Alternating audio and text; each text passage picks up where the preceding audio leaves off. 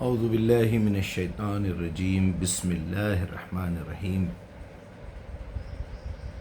آج کا میرا موضوع ہے آکسیجن، یعنی اس سرزمین پہ جو ہوا پائی جاتی ہے، اس کے بارے میں پڑھ رہا تھا۔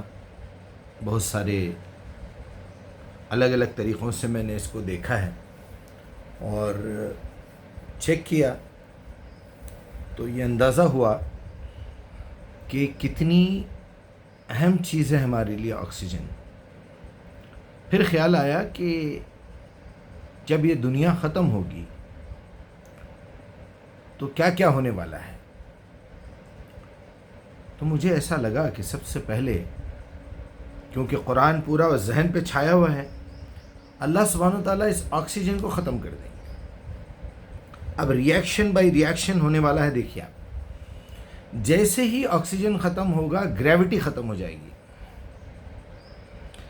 گریوٹی ختم ہوئی تو لوگوں کے اندر جو جذبات ہیں، محبت کے، نفرت کے، انتقام کے، پیار کے، ماں باپ کی محبت، بھائی بہن کی محبت، یہ سب ختم ہو جائے گی۔ نفسا نفسی کا عالم ہو جائے گا، جو کرونا کا جو پیریڈ گزرا اس میں ہم نے دیکھ لیا ہے۔ کوئی کسی کے گھر نہیں جا رہا ہے، کسی سے ہاتھ نہیں ملا رہا ہے، کوئی کسی کی موتا میں نہیں جا رہا، تدفین تک نہیں کری اولاد اپنے والدین کی۔ چلیے، نفسا نفسی کا عالم ہو جائے گا۔ یہ ساری باتیں قرآن میں لکھی ہوئی ہیں الگ الگ مقامات پہ، میں آپ کو کیا بتاؤں، ریفرنسز دے کے آپ اپنا خود پڑھیے۔ اور ایک چیز ہے، ٹائم اینڈ اسپیس چینج ہو جائے گا۔ یہ جو ٹائم چل رہا ہے، جو گھڑی ہے، یہ سب آکسیجن کی وجہ سے۔ پھر اس کے بعد یہ سب کچھ کرنے کا مطلب یہ ہے کہ یہ دنیا کو ختم کر دینا ہے۔ امتحان کا پیریڈ ختم ہو گیا ہے، گھڑی کا کانٹا اس پہ آ گیا ہے، آپ سے پیپر چھین لیے جائیں گے۔ اب یہاں کوئی پیار، محبت، ہمدردی، ایگزامینیشن کے بیچ میں آپ ٹوائلٹ کو چلے جائیں، آپ کو ایکسیڈنٹ ہو جائے، کوئی ہارٹ اٹیک آ جائے، بی پی لو ہو جائے، ہائی ہو جائے، یہاں سب کچھ باتیں، ایون آپ کا جو ٹیچر آپ کی جو نگرانی کر رہا ہے، اس سے اگر آپ کوئی سوال پوچھیں کہ یہ سوال میری سمجھ میں نہیں آ رہا، تو وہ جواب بھی دیتے ہیں، سمجھاتے بھی ہیں، لیکن اس کا آنسر نہیں بتاتے آپ کو کہ اس کو اس طرح لکھو، لیکن اس کو آسان کر کے دیتے ہیں تاکہ آپ کی سمجھ میں آ جائے اور آپ کا جواب لکھیں۔ اگر آپ کے پاس اس کا علم ہے تو آپ جواب لکھیں گے، علم نہیں رہا تو نہیں لکھیں گے۔ تو یہ پوری زندگی ایک امتحان حال ہے۔ وَلَنَبْلُوَنَّكُمْ بِشَيْءٍ مِّنَ الْخَوْفِ وَالْجُوعِ وَنَقْصٍ مِّنَ الْأَمْوَالِ وَالْأَنفُسِ خَلَقَ الْمَوْتَ وَالْحَيَاةَ لِيَبْلُوَكُمْ أَيُّكُمْ أَحْسَنُ عَمَلًا۔ بہرحال، اب میں کچھ پوائنٹس نوٹ کیا ہوں۔ 7 زمین، 7 آسمان، 7 کلر، اور 7 کے اوپر آپ ایک پوری کتاب لکھ سکتے ہیں۔ اتنا کچھ لکھا ہے اللہ تعالیٰ نے قرآن میں۔ اب دیکھیے، اس کا ثبوت اگر آپ دیکھنا ہے تو 101 نمبر پہ القاریہ ہے۔ القاریۃ ما القاریہ ما ادراک ما القاریہ، اور جو ہے یوم یکون الناس کالفراش المبثوث، لوگ جو ہے پرندوں کی طرح، پروں کی طرح اڑنے لگیں گے، گریوٹی ختم ہو گئی۔ وتکون الجبال کالعہن المنفوش، یعنی دھنکی ہوئی روئی کی طرح اڑیں گے پہاڑ۔ اور فاما من ثقلت موازینہ، ایسے ٹائم پہ اگر کسی کے پاس وزن ہوگا تو اس کے اعمال کا وزن ہوگا۔ اور فہو فی عیشۃ راضیہ، وہ اپنی رضامندی کے ساتھ عیش میں ہوگا۔ اور واما من خفت موازینہ، اور جس کے وزن، یہ نیکیوں کے پلڑے کمزور ہوں گے، ہلکے ہوں گے، فامہ ہاویہ، وہ جہنم کی گود میں ماں بنا کے اس کو ڈال دیا جائے گا۔ جہنم ماں بن جائے گی ان کے لیے، گود میں ڈال۔ ما ادراک ما ہیہ، کیا ہے وہ؟ نار حامیہ، ایک بھڑکائی ہوئی آگ ہے۔ پھر اسی طرح آپ سورہ زلزال پڑھ لیجئے، اذا زلزلت الارض زلزالہا واخرجت الارض اثقالہا، یعنی زمین نکال کے پھینک دے گی ہر چیز کو۔ چنانچہ صرف 5 سیکنڈز، پوائنٹ نمبر 1، 5 سیکنڈز کے لیے اگر آکسیجن زمین سے ہٹا لیا جائے تو کیا ہوگا آپ دیکھیے۔ اوہو ہو، ایک انسان کچھ منٹ کے لیے تو سانس روک سکتا ہے، کچھ منٹس کے لیے بھی روک سکتا ہے، لیکن یہاں ہم اکیلے نہیں رہتے، بہت ساری چیزیں اللہ نے پیدا کی ہیں ہماری خدمت کے لیے۔ ہوا میں موجود مولیکولر آکسیجن جو ہے وہ الٹرا وائلٹ روشنی سے بچا رہی ہیں ہم کو۔ جو زمین کی تیز روشنی سورج کی روشنی زمین پہ آ کے گر رہی ہے، اس سے بچانے والی چیز بھی یہ آکسیجن ہے بیچ میں. اس کے الٹرا وائلٹ جو ریزز ہیں وہ آ کے گریں گے تو کیا ہوگا؟ سمندر کے قریب جتنے لوگ بھی رہتے ہیں ان کی کھال ادھیڑ دی جائے گی، اور وہ بڑھتے بڑھتے بڑھتے بڑھتے اندر کی طرف آئیں گے. شروعات وہاں سے ہوگی کیونکہ اس کے اندر سے آکسیجن اٹھا لیا جائے گا. سمندر کا بچا ہوا پانی دن کے وقت بھی سارا اندھیرا ہو جائے گا، آسمان کالا ہو جائے گا. اور کچھ میں نے پوائنٹس لکھ لیے ہیں پورے، ابھی بیٹھ کے پڑھتے ہوئے لکھ رہا تھا. تیسرا پوائنٹ ہے، اس زمین پر جتنا میٹل ہے، لوہا ہے، تمام دھاتیں، سونا ہے، پیتل ہے، اسٹیل ہے، سلور، جو بھی ہے، وہ آپس میں مکس ہو جائیں گے. یہ صرف آکسیجن ہے جس کی وجہ سے یہ لوگ الگ الگ ہیں. آپ ایک ہوائی جہاز بناتے ہیں، اس میں لوہا بھی ہے، ایلومینیم بھی ہے، پلاسٹک بھی ہے، سب الگ الگ ہو جائیں گے.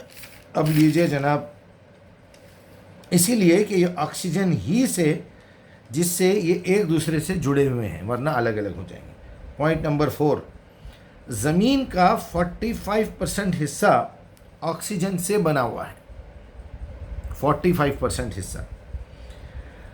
ساری زمین اتھل پتھل ہو جائے گی، چلنا پھرنا مشکل ہو جائے گا، گریوٹی ختم.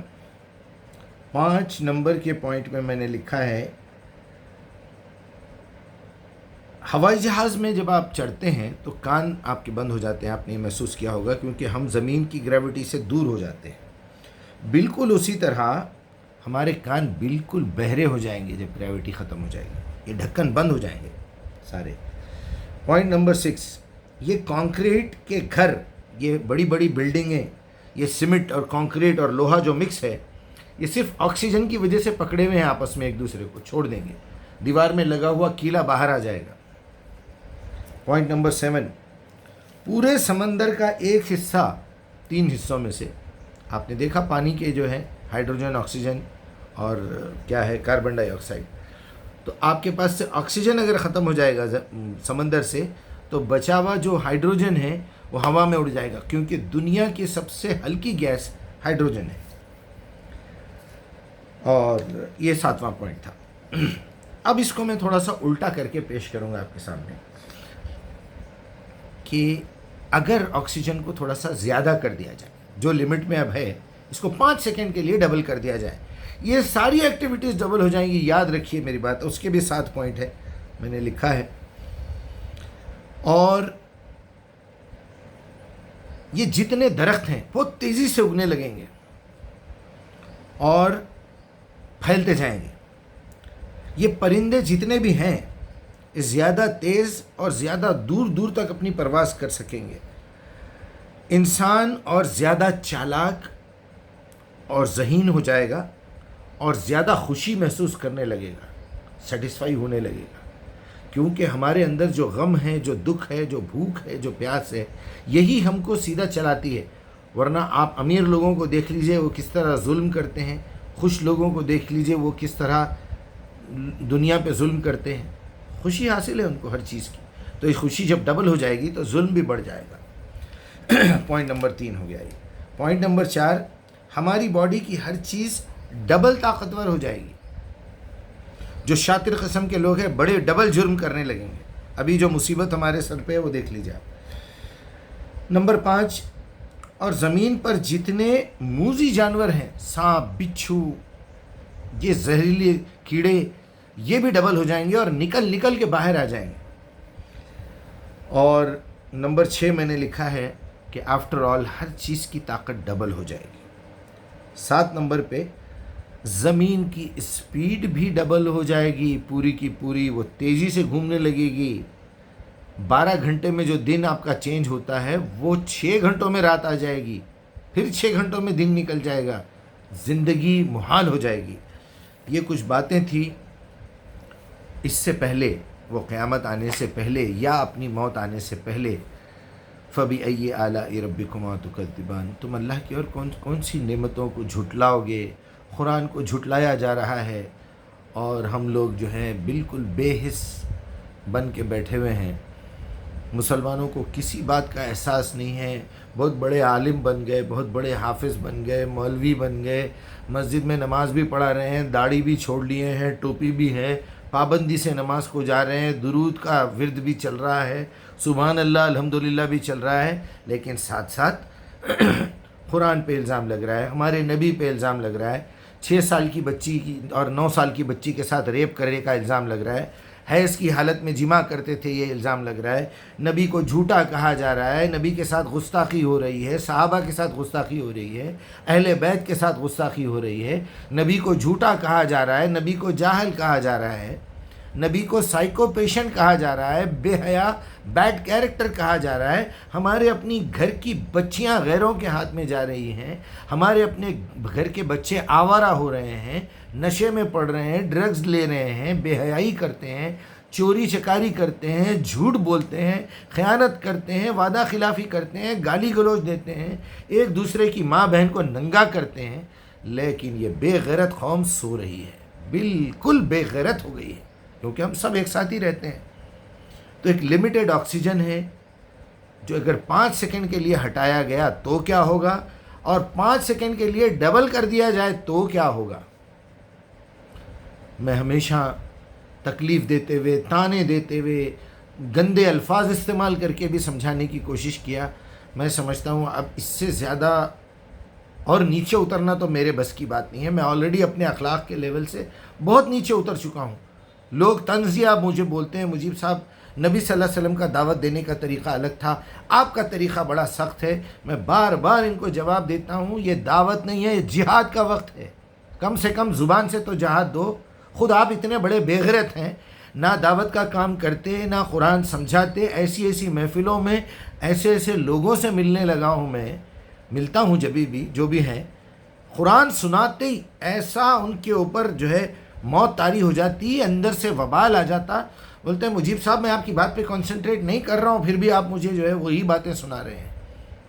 قرآن کا ذکر کرتے ہی اٹھ کے چلے جاتے، قرآن کا ذکر کرتے ہی آپ کی داڑھی پہ آ جاتے، آپ کے مدرسے پہ آ جاتے، خود کا کیریکٹر دیکھنے کی فرصت ہی نہیں ہے، قرآن کو ہاتھ لگانے کی غیرت نہیں ہے، قرآن کو سمجھنے کی صلاحیت نہیں ہے، قرآن کو چھوڑ کے دنیا بھر کا ہر ذلیل قسم کا کام کرتے ہیں اور اسلام کے نام پہ کرتے ہیں۔